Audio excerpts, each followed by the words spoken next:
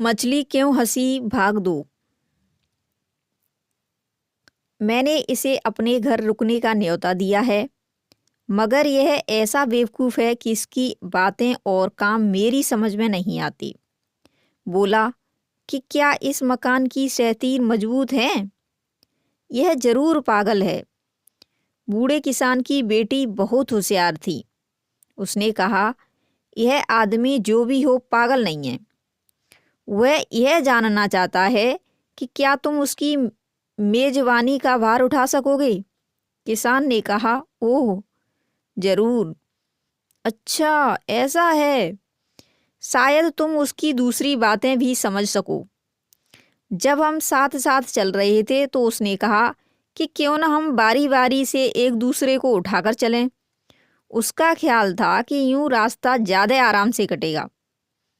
लड़की ने कहा, बेशक। मतलब था कि तुम दोनों में से कोई कहानी कहता चले तो सफ़र उबाऊ नहीं होगा। ओह हाँ। उसके बाद हम गेहूं के खेत के पास से निकले। उसने मुझसे पूछा कि क्या यह खाया जा चुका है या नहीं। बापू, तुम उसकी बात नहीं समझे।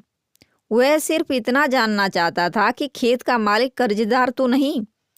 अगर वह कर्जदार है तो खेत की पैदावार खा ली गई समझो। तब सारी पैदावार सूदखोर हड़प जाएगा। हाँ हाँ बेशक।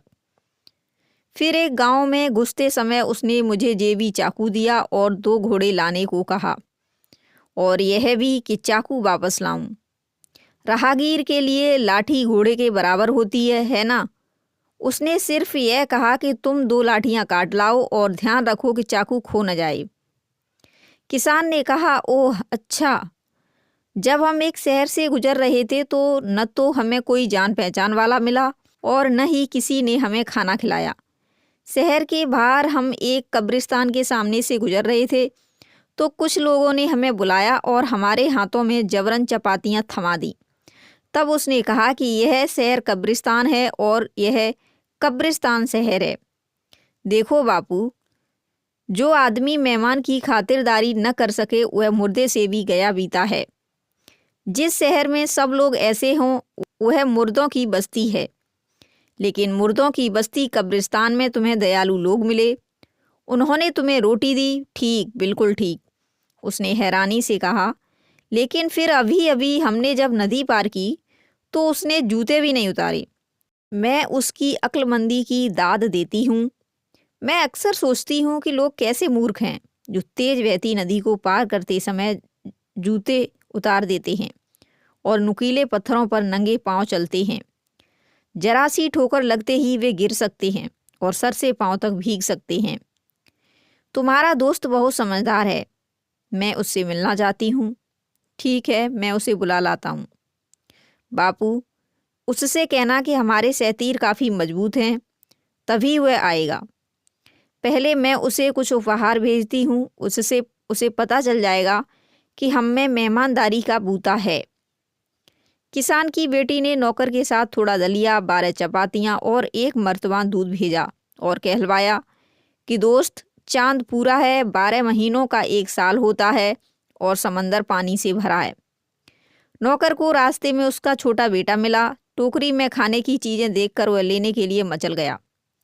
नासमझ बाप ने उसे काफ़ी दलिया, 1 चपाती और थोड़ा दूध दे दिया। बची हुई चीज उसने मिलने पर मालिक के सहयात्री को दे दी और छोटी मालकिन का संदेशा दोहरा दिया। बूढ़े किसान के सहयात्री ने कहा, उन्हें मेरा सलाम कहना और कहना कि चांद दूज का है। मुझे साल में 11 महीने ही दिखे और समंदर भरा हुआ नहीं है।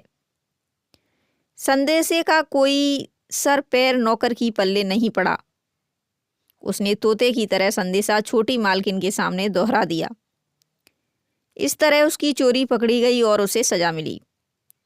थोड़ी देर बाद सहयात्री बूढ़े किसान के साथ घर में दाखिल हुआ।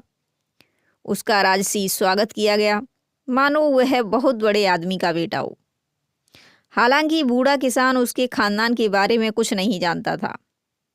बातचीत के दौरान उसने सब कुछ बता दिया, मछली की हंसी, उसके पिता को दी गई मौत की धमकी और अपने शहर छोड़ने के बारे में भी। उसने उनसे राय मांगी कि उसे क्या करना चाहिए।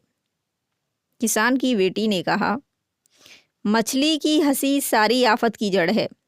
इससे यह लगता है कि राजमहल की जनान खाने में कोई आदमी है जिसके बारे में राजा कुछ नहीं जानता। वजीर का बेटा चिल्ला उठा, वाह, बहुत खूब। अब्बा जान को शर्मनाक और जलालत की मौत से बचाने के लिए अब भी वक्त है। मुझे कल सवेरे ही चल देना होगा। सवेरे वह किसान की बेटी के साथ निकल पड़ा और सीधे राजधानी जाकर ही दम लिया। राजधानी पहुंचते ही वह अब्बा जान से मिला, उन्हें सारी बात बताई।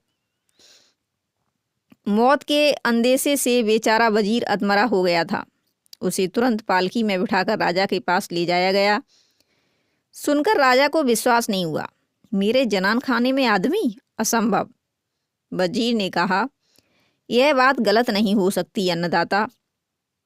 इसकी जांच के लिए मैं एक इम्तहान की दरखास्त करता हूँ। आप एक गड्ढा खुदवाइए और एक एक कर राजमहल की सब दासियों से उस पर से कूदने के लिए कहिए। कूदने के तरीके से वह आदमी पकड़ा जाएगा। राजा ने गड्ढा खुदवाया और राजमहल की तमाम दासियों को उसे कूदकर पार करने का आदेश दिया। सबने कोशिश की पर सफलता एक को ही मिली और वह आदमी था। इससे रानी को तसल्ली हो गई और वफादार वजीर की जान बच गई। जल्द ही वजीर के बेटे और किसान के बेटे की शादी हो गई। यह बहुत ही कामयाब शादी साबित हुई। किसी भी प्रकार के कंटेंट लेखन के लिए आप हमारे इस नंबर पर संपर्क कर सकते हैं। यदि यह कहानी अच्छी लगी है तो प्लीज़ वीडियो को लाइक कीजिए, शेयर कीजिए और चैनल को सब्सक्राइब कर लीजिए ताकि नई नई कहानियों के नोटिफिकेशन आपको मिलते रहें। धन्यवाद। आपका शुभ हो।